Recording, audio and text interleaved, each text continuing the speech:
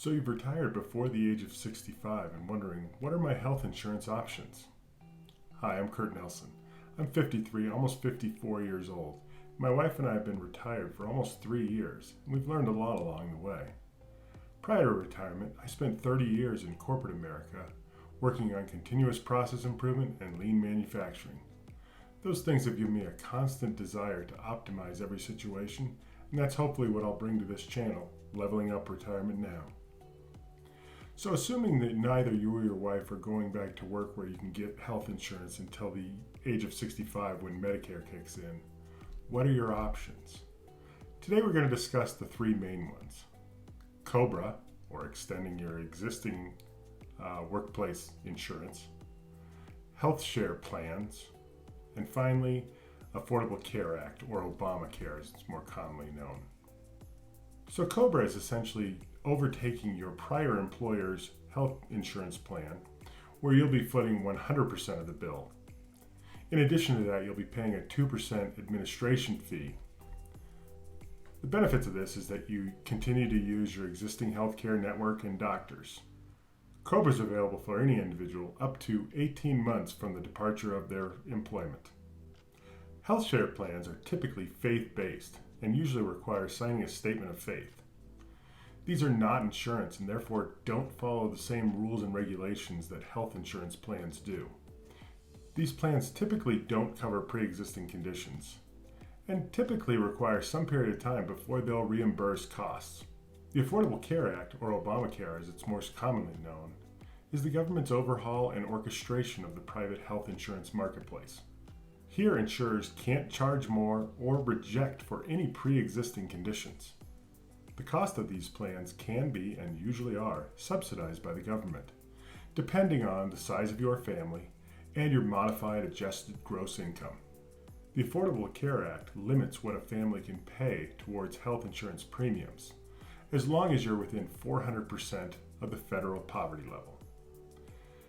At its initiation, that limitation was to 9.86% of a family's income, again, subject to the 400% of the federal poverty level.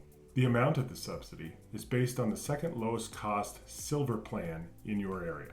Those subsidies come in the form of advanced premium tax credits. A lot of words to say. They pay for part of your premium. You estimate your modified adjusted gross income at the beginning of the year, and come tax time next year, there'll be a true up based on what your actual income was relative to what you estimated. Some of the things you'll want to consider as you make this decision are how important it is to maintain your current network of providers. From a financial standpoint, you want to figure out exactly what you're trying to achieve. Is that the lowest cost monthly premiums?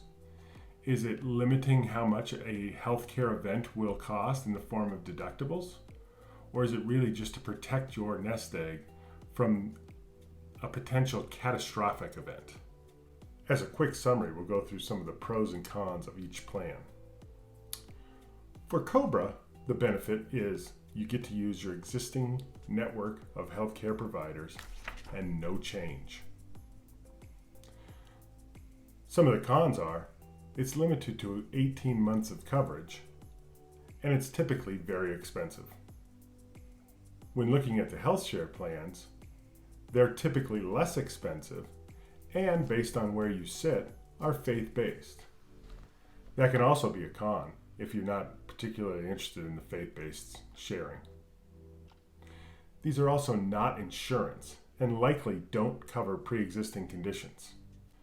The Affordable Care Act, or Obamacare, can be very inexpensive and must accept pre-existing conditions.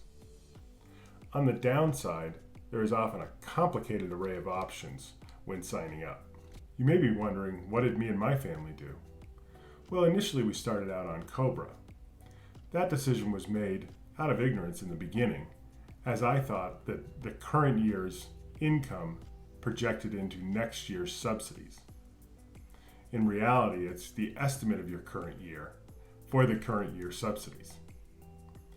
Then, as we were heading into year 2, my daughter had a healthcare event and we wanted to stay within our network of care providers. As we transitioned away from COBRA, I looked into the Affordable Care Act and what kind of plans would be available there. What I wanted to choose was something that offered a low monthly premium, maybe had a much higher deductible, but protected us in the event of a catastrophic healthcare event.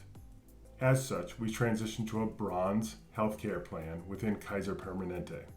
Our premiums went from just under $1,800 a month under Cobra to $25 a month under the bronze healthcare plan. But it had a $9,000 deductible.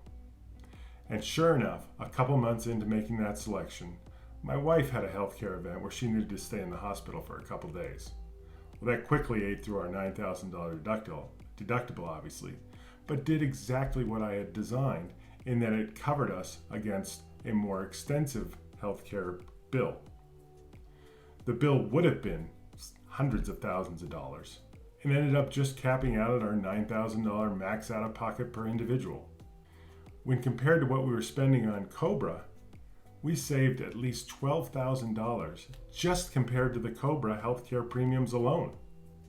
Unless things change, this is what we intend to stay with going forward until we reach that Medicare age. Healthcare and health insurance are very personal items. As such, I don't know you, and I can't provide you advice for what you should select. I can only tell you the road we've been down and what the results have been. I've started something new with Leveling Up Retirement Now, and in the description you'll find a link to the PowerPoint slides that talk through this discussion. Please feel free to like and subscribe and forward this episode to anyone you think may benefit from this information. Have a great day and level up.